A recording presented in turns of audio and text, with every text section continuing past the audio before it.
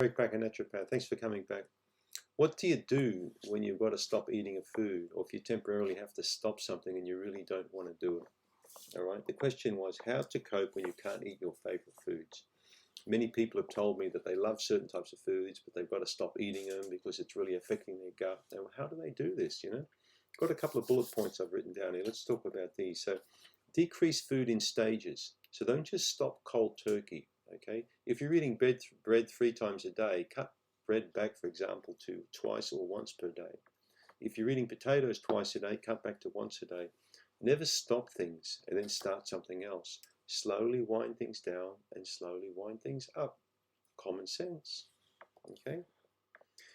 Tell yourself it's a temporary only change. Until you get your digestive system fixed, what you're doing at the moment is not good for you. You've got to put it on hold. You've got to have a diversion. You've got to get the gut up to higher spec before you can introduce that food again. Or maybe even ever again. You may even feel better having that food permanently out of your life. Okay, like bread, for example. I don't find bread a really good food. So I tend to banish bread out of my life. Every now and then I might have a little piece, but it's not something I commonly eat anymore. Third point, be patient. It's going to take time for your gut to get into a better shape.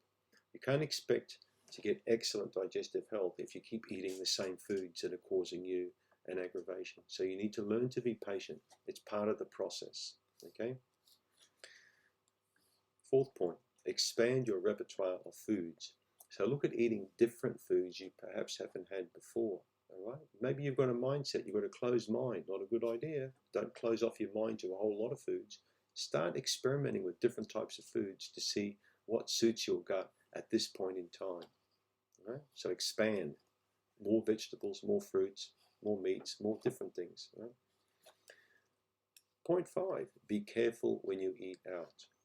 Okay, going to a restaurant can be a real temptation, or going to a party or a wedding or something like that. You could cut loose, eat all the foods that you know you shouldn't be eating, and then pay the price for it down the track. So just be careful. Last point is get some support. Your partner or a friend or maybe a naturopath or someone that you can talk to, or a doctor. Talk to people about how you feel. All right? That's half the battle. By talking about problems, you often work problems out quite effectively.